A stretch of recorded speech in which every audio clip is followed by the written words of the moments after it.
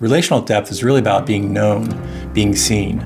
Those moments when you drop your guard and share something real. One of the most famous studies in this area that I love to refer to for myself and for clients I have is from psychologists Arthur and Elaine Aron. And they created the 36 questions that lead to love.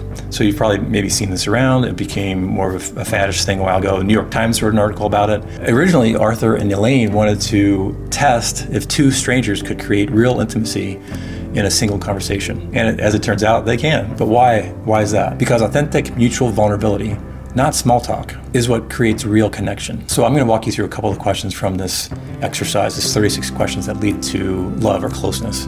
And they actually break it up into sets of greater vulnerability. So set one of the questions from that is, what would constitute a perfect day for you?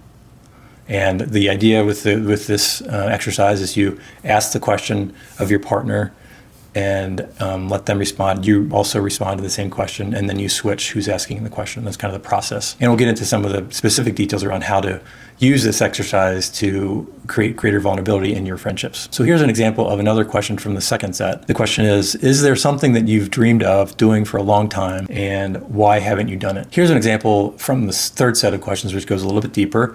Tell your partner what you like about them. Be honest. Saying things that you might not say to someone you've just met. So it feels a little bit more risky to ask that question or to kind of respond to that question. Just to give you an example of I've actually done this with my partner and with groups of friends. And with my partner, I don't do this as much anymore, I'd like to get back to it, but on trips and road trips, I would bring a set of questions different from these and just things to kind of get to know each other. And we take the time as we're driving to ask each other these questions and respond to each other. But this one time we were traveling and we took a break for lunch or dinner, I think it was. And I think I surprised him with these questions, and I just said, hey, can we go through these together? And sometimes he doesn't, when it's more of a surprise, he doesn't like that, but I was able to get him to respond to some of the questions. And we just took time to walk through these three sets. And like the instructions will show, you just take the time to listen, focus on when you ask the question. You're not trying to think of what you're going to say, you just sit there and listen. And then you have a chance to also respond. And you take your time, you try to be present with each other while you're listening to each other. And with my partner in this instance, I can remember feeling a little bit maybe at odds with him or not as close to him on the road trip.